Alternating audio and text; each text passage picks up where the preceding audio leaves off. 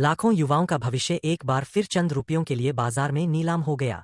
दोस्तों, आज हम बात कर रहे हैं महाराष्ट्र शिक्षक पात्रता परीक्षा यानी महाटेट की।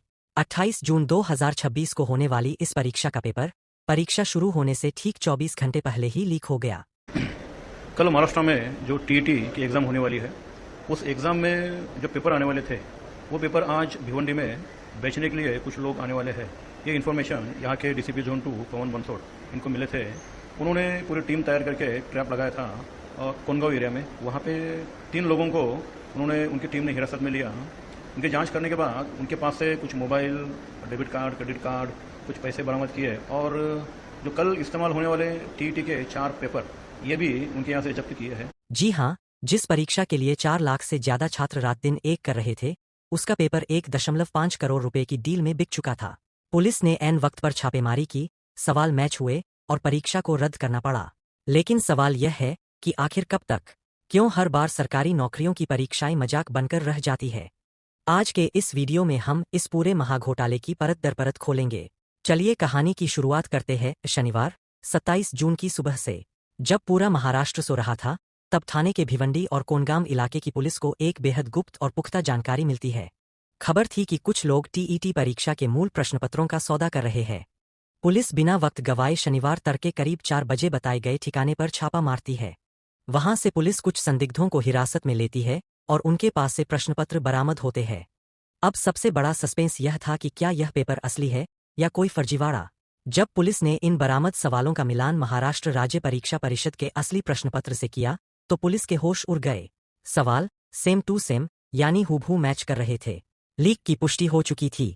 सूत्रों के मुताबिक इस पूरे खेल के पीछे करीब 1.5 करोड़ रुपए, ₹1.50 करोड़ की भारी भरकम डील चल रही थी। दोस्तों, इस बार सरकार और परीक्षा परिषद ने बड़े बड़े दावे किए थे। दावा था कि इस बार परिंदा भी पर नहीं मार पाएगा। सुरक्षा के नाम पर क्या क्या इंतजाम थे, जरा सुनिए।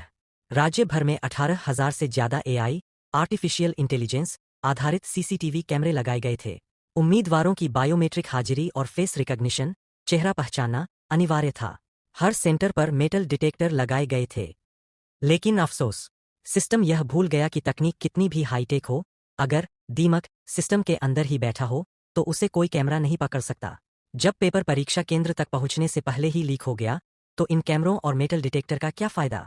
इस एक पेपर लीक ने राज्य के 1028 परीक्षा केंद्रों पर परीक्षा देने आने वाले करीब 4.28 लाख से 6 लाख छात्रों के सपनों पर पानी फेर दिया।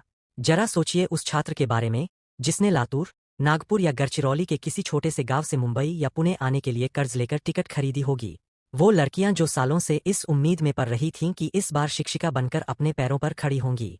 उनकी मेहनत, उनका पैसा और उनका समय, सब कुछ इस भ्रष्ट सिस्टम की भेंट चढ़ गया।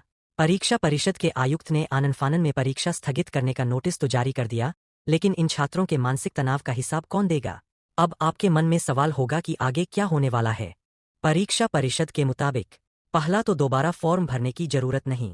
जिन छात्रों ने इस परीक्षा के लिए अप्लाई किया था, उन्हें दोबारा कोई रजिस्ट्रेशन या फीस नहीं देनी होगी। नई तारीखों का ऐलान जल्द। शिक्षा विभाग बहुत जल्द अपनी ऑफिशियल वेबसाइट पर नई परीक्षा की तारीख, न्यू एग्जाम डेट घोषित करेगा। तीसरा तो कड़ी कार्रवाई का आश्वासन। भिवंडी और कोनगाम पुलिस ने अब तक 3 से 4 मुख्य आरोपियों को दबोच लिया है और मुख्य सरगना तक पहुंचने के लिए जांच तेज कर दी है। लेकिन क्या सिर्फ तारीखें बदलना और 4 प्यादों को गिरफ्तार कर लेना ही इसका समाधान है? जब तक पेपर लीक करने वालों के खिलाफ फास्ट ट्रैक कोर्ट में मुकदमा चलाकर उन्हें ऐसी सजा नहीं दी जाएगी जो एक मिसाल बने, तब तक ये माफिया युवाओं के भविष्य से खेलते रहेंगे। दोस्तों, महाराष्ट्र का यह टीईटी पेपर लीक कोई पहली घटना नहीं है। देश के अलग अलग राज्यों में लगातार ऐसी खबरें आ रही है। इस पर आपकी क्या राय है? क्या आपको लगता है कि इस बार सरकार इन पेपर लीक माफियाओं पर कोई कड़ा एक्शन लेगी? कमेंट बॉक्स में अपनी राय जरूर साझा करें। अगर आप चाहते हैं कि यह आवाज सरकार तक पहुंचे, तो इस वीडियो को ज्यादा से ज्यादा शेयर करें, लाइक करें और हमारे चैनल को सब्सक्राइब करना न भूलें।